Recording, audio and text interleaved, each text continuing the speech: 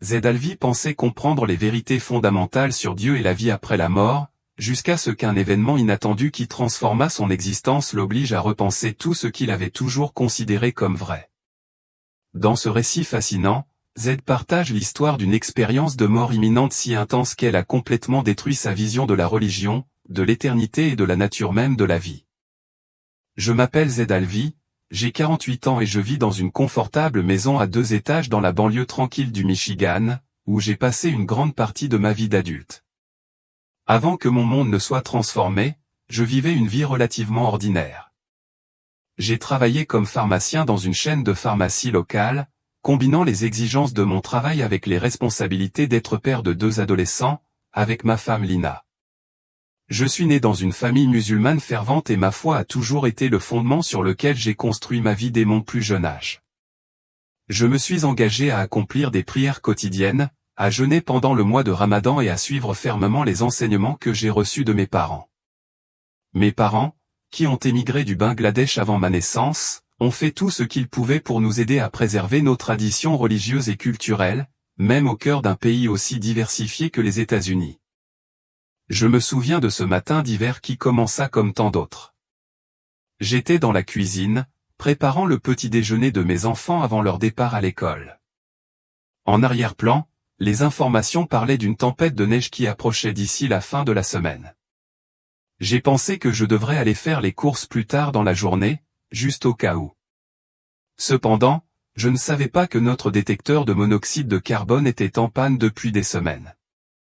Les piles sont mortes sans que nous nous en rendions compte, et dans le tumulte de notre quotidien, Lina et moi avons oublié de les remplacer.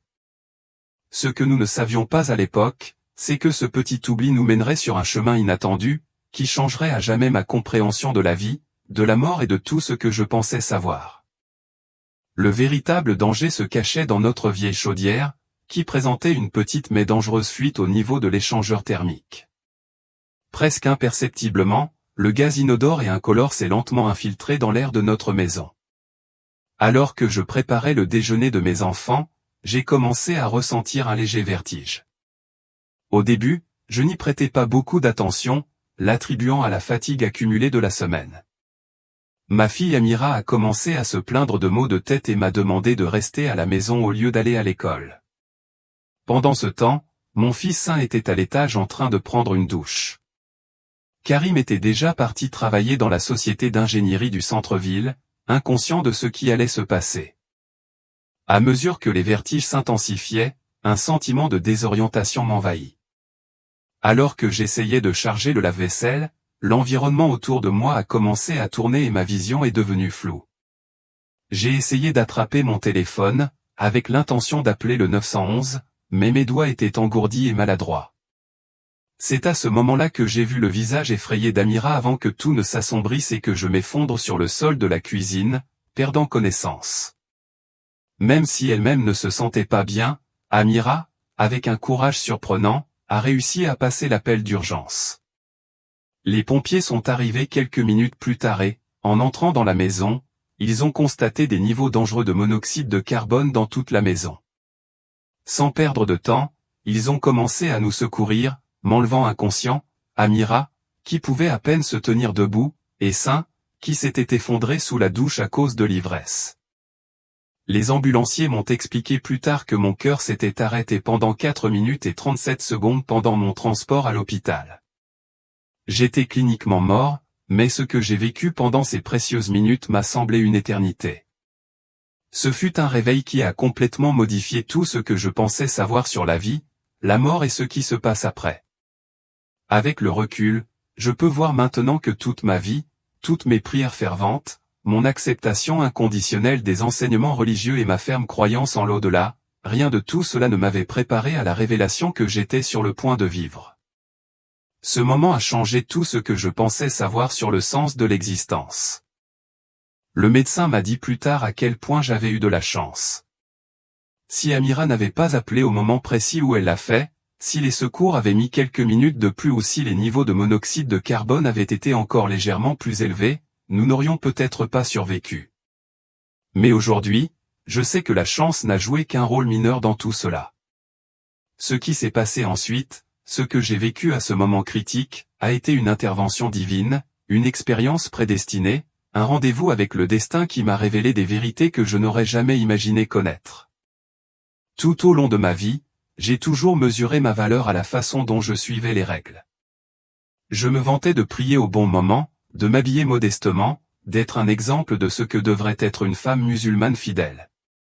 Ces préoccupations ont défini ma vie quotidienne, guidé chacun de mes choix et façonné ma façon de voir le monde. Ma relation avec Karim s'était construite sur ce socle commun, une croyance partagée dans l'importance de suivre le bon chemin. Nous nous sommes rencontrés au centre islamique du Grand Lansigne, où nos familles et notre communauté nous ont enseigné l'importance du mariage religieux. Nous avons élevé nos enfants selon les mêmes principes, en veillant à ce qu'ils fréquentent l'école islamique chaque week-end et comprennent la place centrale de la foi dans nos vies. Cependant, travailler chez CVS présentait des défis constants à mes convictions. J'ai souvent rencontré des recettes qui étaient en contradiction avec les enseignements de l'islam, ou des clients dont le style de vie semblait aller à l'encontre de tout ce que je considérais comme juste. Dans ces moments-là, je me suis rappelé que ce n'était pas à moi de juger, seul Allah avait le droit de le faire. Le matin où j'ai vécu mon expérience de mort imminente, j'étais particulièrement reconnaissant. Amira venait d'être acceptée à l'Université d'État du Michigan grâce à une bourse complète, et les notes de Saint, qui avaient commencé mal au lycée, commençaient enfin à s'améliorer. Karim avait récemment été promu à son poste. Tout semblait s'accorder parfaitement, comme le reflet d'une famille qui suivait correctement les règles, un modèle de réussite sur le chemin de la foi. Ce matin-là, regardant par la fenêtre de ma cuisine, j'ai regardé les enfants du quartier attendre le bus scolaire, tous emmitouflés contre le froid caractéristique du Michigan. Madame Peterson, notre voisine d'un accent grave côté, balayait la neige de son allée, et j'ai pris note mentalement de rappeler à Saint de l'aider plus tard. Ces petits moments de la vie quotidienne, ces scènes très courantes et routinières me semblaient immobiles, éternelles, aussi sûres et stables que les fondations sur lesquelles j'avais bâti ma vie. Je n'avais aucune idée que, en quelques heures seulement, tout ce que je pensais savoir sur le monde, sur la vie et la mort, sur Dieu et la vérité elle-même, s'effondrerait devant moi. La certitude sur laquelle j'avais bâti mon existence était sur le point de s'effondrer, aussi fragile qu'un château de cartes qui s'effondre au moindre souffle de vent. On dit que les expériences de mort imminente changent les gens, mais ces mots ne font qu'effleurer la surface de ce que j'ai vécu. Ce n'était pas un simple changement, c'était comme renaître, comme si je voyais enfin le monde tel qu'il est, pour la première fois. La vérité que j'ai découverte au cours de ces 4 minutes et 37 secondes allait non seulement changer ma vie, mais elle changerait également celle de tous ceux qui m'entourent, d'une manière que je n'aurais jamais pu imaginer. Ce jour-là, au coucher du soleil, j'avais avec moi un message si profond, si urgent, que je consacrerais le reste de ma vie à le partager avec tous ceux qui voulaient l'écouter. C'était un message sur ce qui nous attend réellement de l'autre côté, sur la vraie nature de Dieu et sur la façon dont nos décisions dans cette vie résonnent à travers l'éternité. Au moment où mon cœur a arrêté de battre, tout a changé. Ce n'était pas comme la fameuse vision en tunnel de lumière si souvent décrite dans les expériences de mort imminente. Au lieu de cela, j'avais l'impression d'être plongé dans de l'eau glacée, un choc glacial qui résonnait dans toutes les fibres de mon être. Je me suis retrouvé flottant au-dessus de mon corps sans vie dans l'ambulance, regardant à une distance étrange. J'entendais les ambulanciers travailler frénétiquement, leurs voix déformées, comme si je les entendais à travers une vitre épaisse. L'un d'eux effectuait des compressions thoraciques, tandis qu'un autre préparait le défibrillateur, la tension de l'air étant palpable et l'urgence de leurs mouvements évidente. Je pouvais voir mon corps allongé là, pâle et immobile, toujours dans mon uniforme bleu CVS et le collier en argent que Karim m'avait offert pour notre anniversaire. Cependant, ce qui m'a le plus surpris, c'est l'absence totale de peur. Je n'ai ressenti ni peur ni angoisse.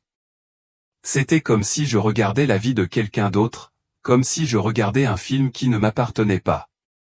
J'ai remarqué des détails que je n'aurais jamais remarqués autrement, une petite tache de café sur la manche d'un des jeunes ambulanciers, ou encore la fissure dans le toit de l'ambulance, qui avait curieusement la forme d'un point d'interrogation, comme s'il s'agissait d'un message. En soi.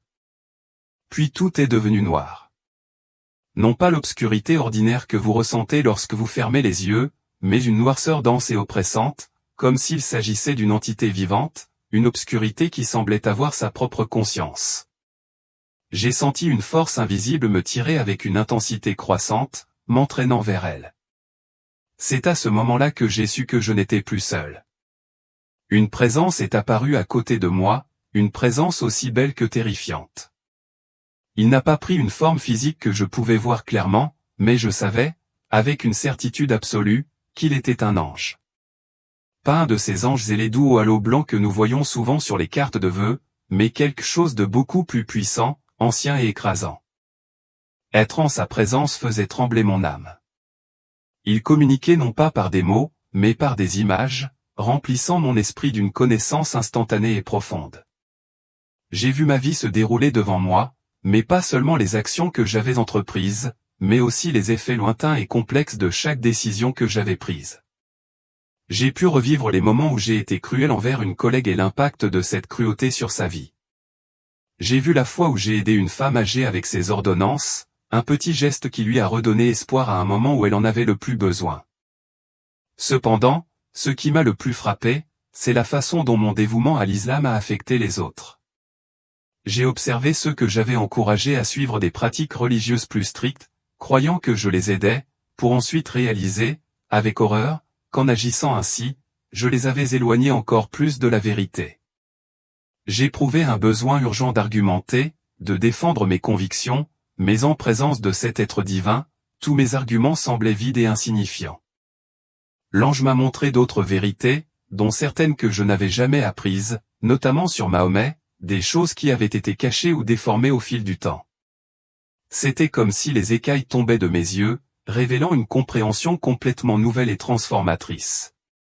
Les ténèbres autour de nous ont commencé à changer, et c'est à ce moment-là que j'ai vu d'innombrables âmes s'y déplacer. Certains montèrent dans une lumière vive et chaude qu'ils n'avaient jamais remarquée auparavant, tandis que d'autres descendirent, leur forme spirituelle s'effaçant à mesure qu'ils tombaient dans les profondeurs. L'ange m'a expliqué que le destin de chaque âme n'était pas aléatoire, mais qu'il était le résultat inévitable des croyances et des actions de cette âme au cours de sa vie. J'ai vu des musulmans, des bouddhistes, des hindous et des personnes d'autres confessions qui, trop tard, ont découvert que leurs croyances sincères n'étaient pas suffisantes. La vérité était à leur portée depuis le début, mais ils avaient choisi des voies différentes. Certains invoquaient Allah ou leurs différents dieux, mais leurs supplications étaient accueillies dans un silence absolu, comme si l'écho de leur voix n'avait jamais été entendu. Ils m'ont montré le seul véritable chemin vers la lumière céleste, le seul moyen pour une âme d'éviter d'être entraînée dans les ténèbres éternelles. L'ange m'a conduit vers les âmes qui tombaient, et ce que j'ai vu était une terreur indescriptible, quelque chose de bien plus intense que ce que j'avais vécu auparavant. J'ai observé des gens que je connaissais dans la vie, de fervents musulmans qui priaient 5 fois par jour, donnaient généreusement à des œuvres caritatives et vivaient selon ce qu'ils croyaient être les enseignements corrects, mais qui se sentaient toujours attirés vers les ténèbres. Leurs prières adressées à Allah résonnaient dans le vide, sans réponse, comme si leurs supplications disparaissaient sans laisser de traces. Parmi eux, j'ai vu frère Kem, qui dirigeait les prières dans notre mosquée depuis des années. Je l'ai vu là m'ennuyer, tandis qu'il continuait à tenir son chapelet, triste image d'une dévotion vide. Près de lui se trouvait sœur Fatima, qui enseignait le Coran à nos enfants. Leur visage reflétait le même désespoir, la même horreur que moi. Tout ce que nous avions fait, tout notre dévouement, semblait désormais dénué de sens, injustifié. Puis l'ange m'a montré quelque chose qui m'a brisé le cœur. J'ai vu les âmes des enfants décédés, certains d'entre eux issus de ma propre communauté, attirés vers la lumière, vers le salut. L'ange m'a expliqué que ces enfants étaient innocents, qu'ils n'étaient pas complètement captifs des fausses croyances qui dominaient les adultes qui les entouraient. Cette consolation m'a apporté un mélange de tristesse et de soulagement, car j'ai compris que, même si ces enfants ne verraient plus leurs parents, leur destin était scellé de manière pure et juste, loin de l'obscurité qui entraînait les adultes. Au fur et à mesure que nous avancions dans cet espace spirituel, j'ai commencé à remarquer d'autres âmes. Certains étaient liés par des chaînes de lumière, non pas des chaînes physiques, mais des chaînes faites de croyances, de traditions et de pratiques qui les avaient retenus captifs durant leur vie. C'est à ce moment-là que j'ai réalisé que j'avais aussi mes propres chaînes, brillantes de calligraphie arabe et de symboles islamiques. Ils étaient beaux dans leur forme, mais extrêmement lourds, et j'avais l'impression qu'ils m'entraînaient vers le bas, comme si chaque symbole représentait un fardeau que je ne pouvais pas lâcher. L'ange m'a conduit dans un endroit qui ressemblait à une grande salle d'audience, mais ce n'était pas une salle commune. C'était un espace de pure lumière rayonnante. La salle n'était pas faite de pierre ou de bois, mais était entièrement construite avec une illumination divine, une lumière qui remplissait tout l'endroit d'une énergie indescriptible. En entrant, je pouvais voir des âmes comparaître devant un juge invisible, tandis que leur vie se déroulait devant une sainteté qui dépassait toute compréhension. Le rayonnement de cette présence divine était si écrasant qu'ils ne pouvaient pas voir directement le juge. C'était comme si la lumière elle-même avait le pouvoir de sonder et d'examiner le cœur de chaque âme présente, sans avoir besoin de mots. La vie de chaque être était évaluée non seulement par ses actions, mais aussi par les décisions qu'il prenait, surtout lorsqu'on lui présentait la vérité et qu'on lui donnait l'occasion de croire. Chaque âme était mesurée par sa volonté d'accepter la vérité, par sa capacité à reconnaître la lumière et par le choix qu'elle faisait de la suivre ou de la rejeter. J'ai observé une femme que je connaissais, debout devant cette lumière sacrée. Des scènes de sa vie ont été mises à nu, révélant chaque instant où il rencontrait des missionnaires chrétiens, chaque fois qu'il passait devant des églises et entendait l'évangile, mais choisissait de l'ignorer. Chacun de ces moments a été présenté comme une preuve, un témoignage de son refus d'accepter la vérité. La vérité avait toujours été à sa portée, mais elle avait choisi de s'en éloigner, s'accrochant plutôt au confort de ses croyances familières et traditionnelles. C'était un rappel brutal que les opportunités de salut ne durent pas éternellement et que parfois les gens les rejettent par peur ou par réconfort. Maintenant, tout était clair pour moi. La chance de salut avait toujours été là, mais elle avait décidé de ne pas l'accepter. Ce fut un rappel douloureux de l'importance de prendre de sages décisions, surtout lorsque la vérité nous est présentée. Ensuite, ce fut mon tour. Je me suis tenu devant le juge et le poids de mes propres décisions passées m'a écrasé. J'ai vu chaque instant où il déclarait fièrement la shahada, chaque fois qu'il enseignait à mes enfants que Jésus n'était qu'un prophète et chaque fois qu'il rejetait la Bible comme étant corrompue. Toutes mes convictions si fortes ont été dévoilées et je ne pouvais plus me cacher derrière elles. Mais contrairement à beaucoup d'autres âmes que j'avais vues auparavant, mon jugement ne semblait pas définitif. Il y avait quelque chose de différent dans mon cas. L'ange m'a fait savoir que tout ce dont j'étais témoin avait un but. On me montrait la vérité pour que je puisse la comprendre, et on me donnerait une chance. Il n'était pas trop tard. Il aurait l'occasion de retourner dans le monde et de partager ce qu'il avait appris, de transmettre la vérité qu'il avait découverte à ce moment sacré. Cependant, avant qu'il puisse le faire, il y avait bien plus à voir. Nous avons commencé à monter vers une lumière vive émanant d'en haut. En grimpant, je pouvais sentir les chaînes de mes fausses croyances se dissoudre, comme si elles se désintégraient dans les airs. La lumière autour de moi s'intensifiait, mais elle n'était ni dure ni aveuglante, au contraire, c'était comme une étreinte chaleureuse d'amour pur, un amour si profond et serein qu'il me remplissait d'une paix indescriptible. La compréhension a commencé à couler en moi, comprenant que cette lumière n'était pas seulement une force cosmique, mais l'amour divin inconditionnel qui dépasse toute compréhension humaine. Au fur et à mesure de mon ascension, j'ai commencé à apercevoir des royaumes à couper le souffle, chacun plus éblouissant les uns que les autres, remplis d'une beauté indescriptible. Cependant, l'ange m'a prévenu que ce n'étaient pas les cieux que j'avais appris à connaître grâce à l'islam. La lumière de la vérité a continué à se révéler devant moi, et au milieu de ce rayonnement est apparu quelqu'un que je n'avais jamais complètement compris, Jésus-Christ. Mais il n'était pas comme on m'avait enseigné l'islam. Il n'était pas seulement un prophète ou un juste. Non, il était Dieu lui-même. Sa présence était remplie d'une intensité d'amour si pure et si profonde que j'avais l'impression que cet amour était sur le point de consumer tout mon être. Les mensonges que j'avais crus à son sujet se sont effondrés instantanément, comme un vent fort soufflant des feuilles sèches, me laissant face à une vérité à laquelle je n'avais jamais pensé auparavant. C'est à ce moment-là que j'ai compris, avec une clarté que je n'avais jamais connue, la vérité de la Trinité. Non pas comme trois dieux séparés, comme on me l'avait enseigné, mais comme un Dieu unique qui existe en trois personnes. Cette vérité, qui m'étaient auparavant incompréhensibles, avaient désormais une signification profonde et claire. C'était comme si j'avais été aveugle toute ma vie, mais à ce moment-là, pour la première fois, j'ai pu voir les couleurs du monde. La réalité de la Trinité avait non seulement un sens, mais transformait toute ma vision de l'univers et du divin. C'était une expérience que je n'aurais pas pu comprendre auparavant, une révélation que je ne pouvais comprendre qu'à travers cette expérience directe. L'ange, tel un guide patient, m'en a montré davantage. J'ai vu des scènes que je n'avais jamais connues, des moments qui étaient voilés sous mes yeux. J'ai vu la crucifixion de Jésus, cet événement central de l'histoire chrétienne que j'avais toujours considéré comme une invention, puis sa résurrection, une vérité que j'avais catégoriquement rejetée. Ces moments sacrés que je n'avais jamais considérés comme réels m'étaient désormais présentés d'une manière tangible et puissante. Le sacrifice de Jésus et sa victoire sur la mort ont pris une signification profonde, quelque chose que je n'avais jamais imaginé. J'ai également vu comment l'Église chrétienne primitive a pris racine et a commencé à diffuser le message de Jésus à travers le monde, et comment d'autres religions, y compris l'islam, avaient déformé ces vérités fondamentales au fil du temps.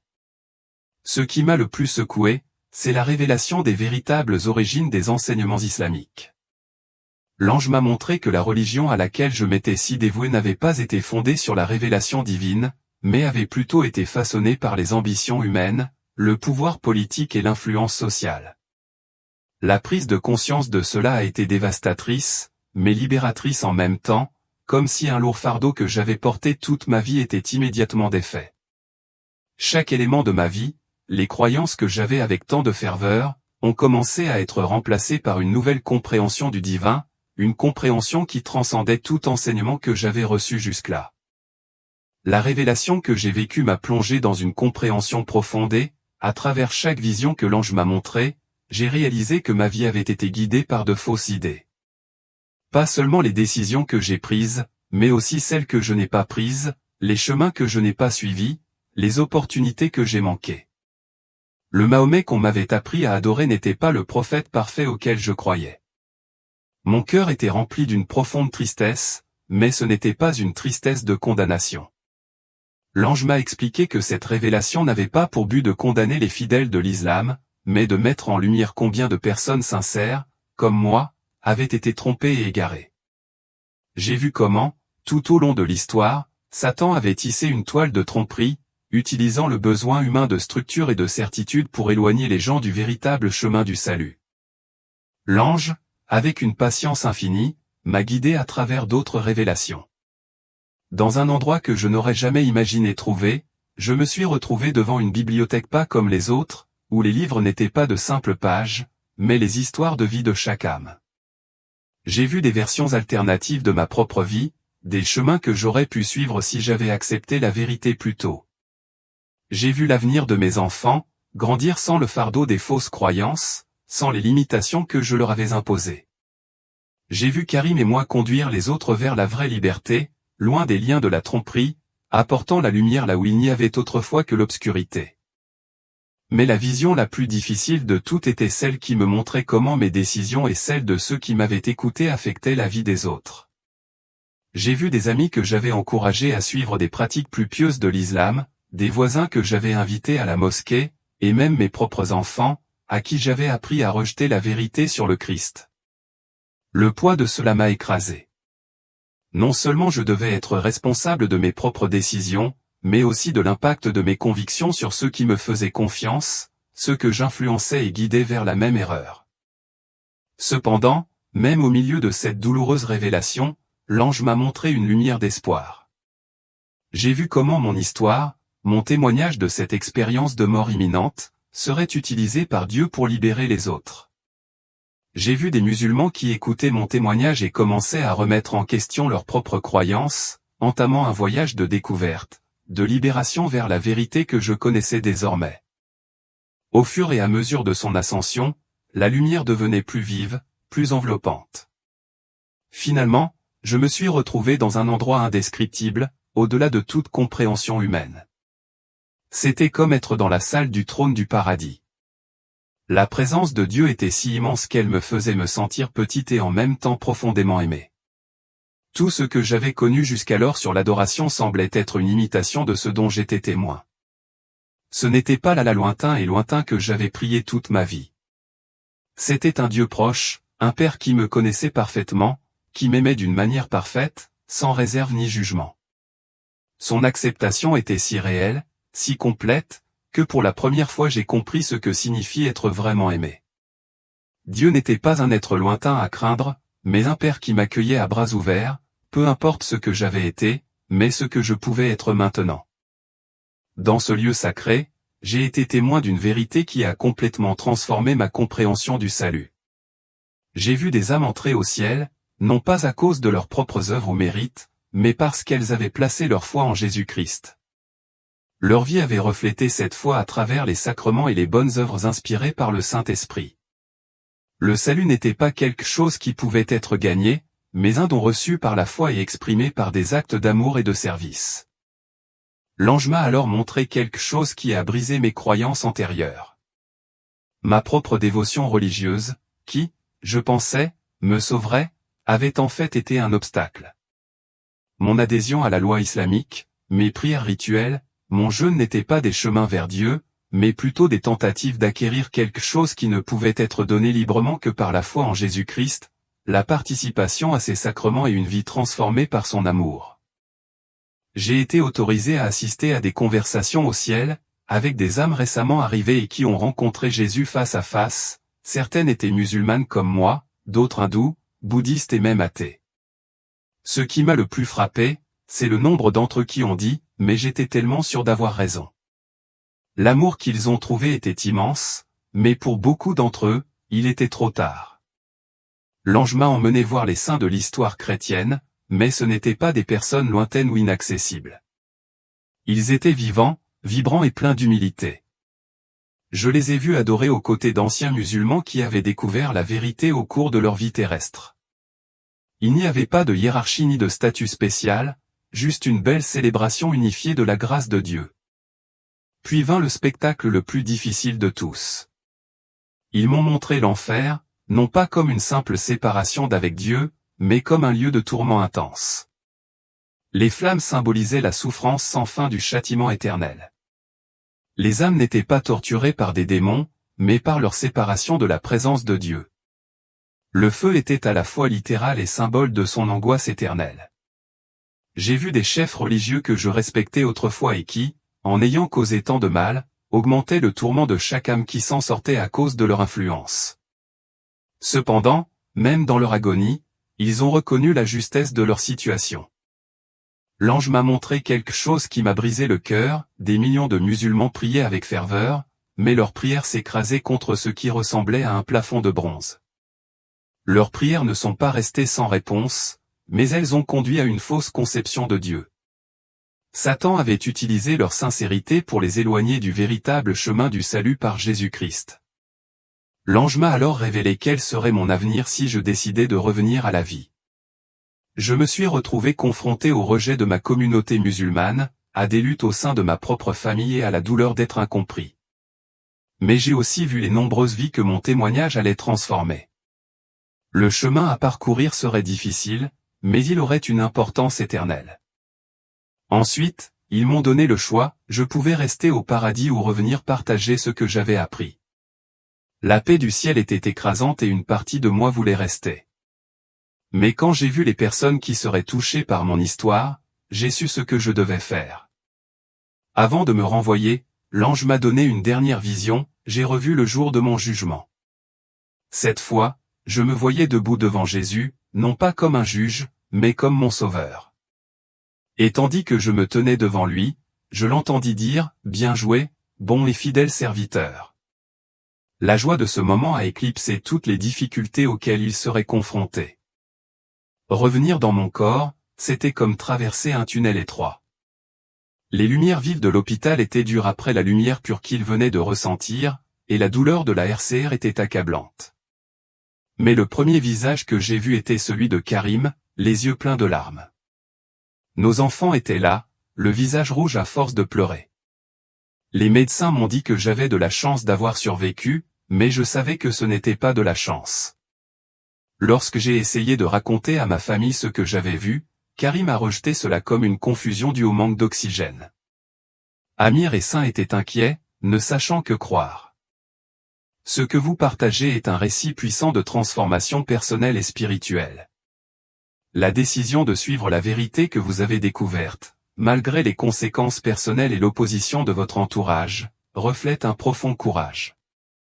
À travers les difficultés que vous avez rencontrées, du rejet de votre communauté aux menaces de mort et aux critiques sur les réseaux sociaux, vous avez décidé de garder votre foi et de la partager avec d'autres, ce qui a finalement amené plusieurs à prendre des décisions importantes pour leur vie spirituelle.